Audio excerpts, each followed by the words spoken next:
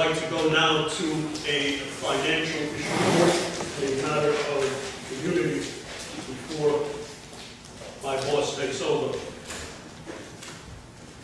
I know that throughout the community there have been rumor, and I know that there's been the supplying, I guess for want of a better word, a white paper describing the financial status of the community. I know that at our last meeting there were words spoken with regards to alleged savings, and even though the savings was only $5,000, this was proved by the speaker as being immaterial. I guess the old expression about how you can take numbers and twist them to reflect whatever it is that you want to reflect is age-old and apropos. If you will take your 2009 budget, I'm sure that you all have it at home, and look at the 2009 budget, you will see several issues that I'm referring to.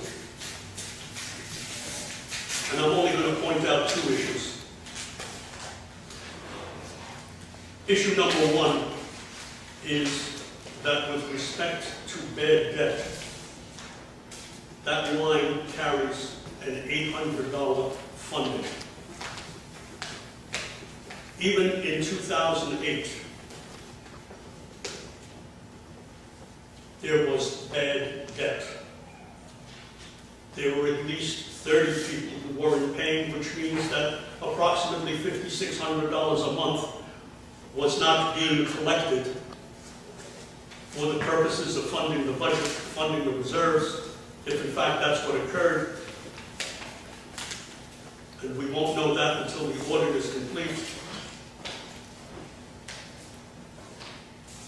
And that bad debt carried over. Unfortunately, in the 2009 budget, the same procedure took place, and in the 2009 budget, you had again $800 funding for bad debt. Well, you will hear the numbers from Mr. Gilbert, but in essence what they mean is that economic times have gotten worse. The monies that the HOA is receiving are less, and somehow we've struggled through. I say to you, and Mr. Gilbert will say to you after his analysis of our financial statement, of our bank accounts, and our cash flow position, we are not bankrupt. We are not catastrophically in debt. We are not going under.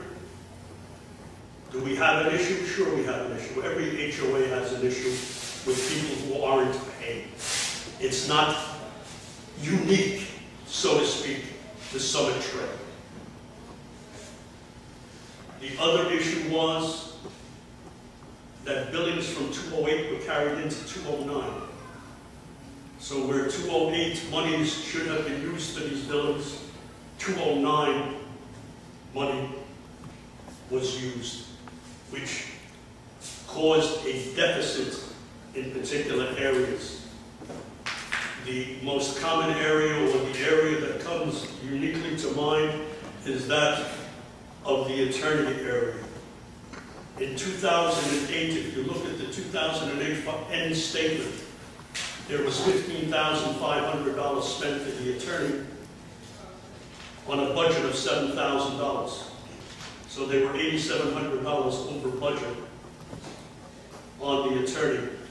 Carrying it into 2009, there was also a $7,000 line set for the attorney. That $7,000 was spent in January of 2009 on carryover bills from 2008. By the time the new board came into control of the situation, over $12,000 had been paid to the attorney by the old board. So you were $5,000 in the hole before you even started.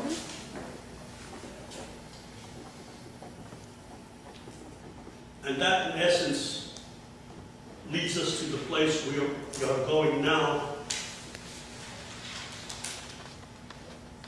where I would like to just address one more issue. You know, for those of you who were here last meeting, Mr. Brown was talking about the savings of all-in-one, and that it was only $5,000, and that the board was not telling the truth to the community when it said that there was approximately a $35,000 savings. Well, what was forgotten at that time was that the prior landscaper did not leave here until April 30th. So your $5,000 savings occurred during the months of May, June, and July. So for 3 months, you saved $5. Taking it in the worst case scenario, and just taking it exponentially over the year, it's at least 20, if not more. So in fact, if you look at the budgetary items between your old landscaper and your new landscaper, the contract numbers show a differential of $33,000, give or take $1 or $2.